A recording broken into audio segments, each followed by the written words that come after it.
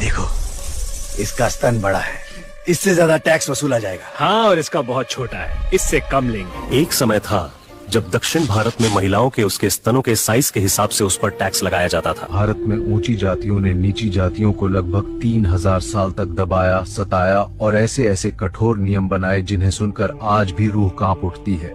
इनमें सबसे भयानक प्रथा 19वीं सदी के दक्षिण भारत यानी केरल में थी, जहां महिलाओं को अपने स्तन खुले रखने पड़ते थे। त्रावणकोर में नीची जाति की महिलाओं को अपना ऊपरी शरीर ढकने का अधिकार नहीं था, यानी उनको अपना ब्रेस्ट बिना किसी कपड़े के खुले रखना पड़ता था। अगर वे ऊपरी कपड़ा पहनना चाहें, तो वहाँ के राजा को महिलाएं टैक्स देती थीं, फिर स्तन ढकने दिया जाता था। इसी अमानवीय नियम को मुलाक्रम कहते थे।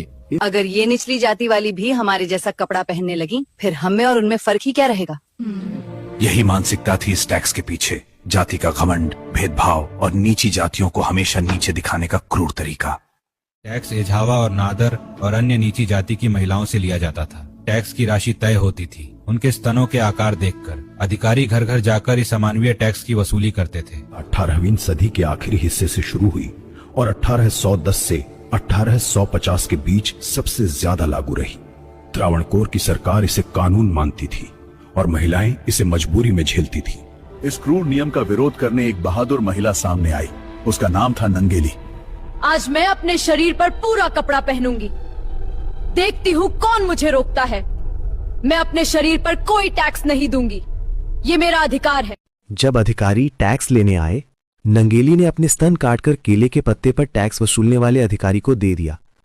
कुछ ही समय में उसका खून बहकर शरीर ठंडा पड़ गया और उसकी मृत्यु हो गई। नंगेली की बलिदान ने पूरे त्रावणकोर को हिला दिया। महिलाएं सड़कों पर निकल आईं। हम अपने शरीर को ढकेंगे, अब कोई हमें रोक नहीं सकता। यह विरोध इतना बड़ा हुआ कि राजा को झुकना पड़ा। नंगेली की मौत के कुछ साल बाद त्रावणकोर के महाराजा ने ब्रेस्ट टैक्स को हमेशा के लिए समाप्त कर दिया। नंगेली जैसी उस वीरांगना को नमन, जिसने अपने प्राण देकर लाखों महिलाओं को सम्मान से जीने का अधिकार दिलाया। अगर आप AI से इतिहास को देखना चाहते हो तो हिस्ट्री काल को फॉलो जरूर करें।